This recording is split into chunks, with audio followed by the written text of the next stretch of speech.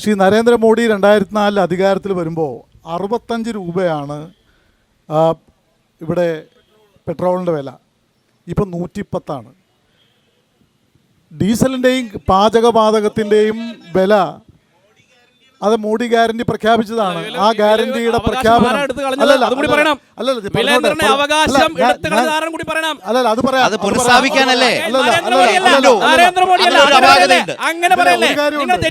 നമ്മുടെ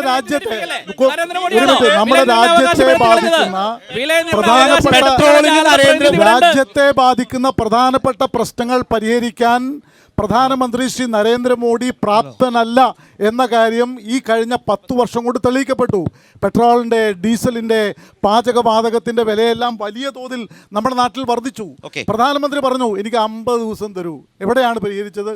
ഇപ്പോൾ അദ്ദേഹം ടെലിവിഷനിലൂടെയും റേഡിയോയിലൂടെയും വലിയ പ്രഖ്യാപനങ്ങൾ നടത്തുന്നു. തൃശ്ശൂരിൽ വന്ന് അദ്ദേഹം പറഞ്ഞു മോദിയുടെ ഗ്യാരണ്ടി.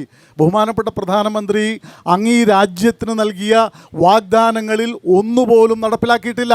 ഞാനൊരു കാര്യം ഓർക്കുകയാണ്. അദ്ദേഹം കായൽ സമ്മേളനത്തിൻ്റെ വാർഷികത്തിൽ കൊച്ചിയിൽ വന്നപ്പോൾ ബഹുമാനപ്പെട്ട പ്രധാനമന്ത്രി പ്രഖ്യാപിച്ചു ഇവിടെ കമ്മ്യൂണിസ്റ്റുകാർ ഭൂപരിഷ്കരണം നടപ്പിലാക്കിയെന്ന് പറയുന്നു. 5 സെൻറ്റും 10 സെൻറ്റൊക്കെയാണ് കൊടുത്തത്. എൻ്റെ പാർട്ടിക്ക് അധികാരം കിട്ടിയാൽ, BJP അധികാരത്തിൽ വന്നാൽ ഇന്ത്യ രാജ്യത്ത് ഭൂപരിഷ്കരണം നടപ്പിലാക്കി ഈ നാട്ടിലെ പട്ടികജാതിക്കാരനും പട്ടികവർഗക്കാരനും പിന്നോക്കക്കാരനും ഭൂമി നൽകും എന്ന് പറഞ്ഞു.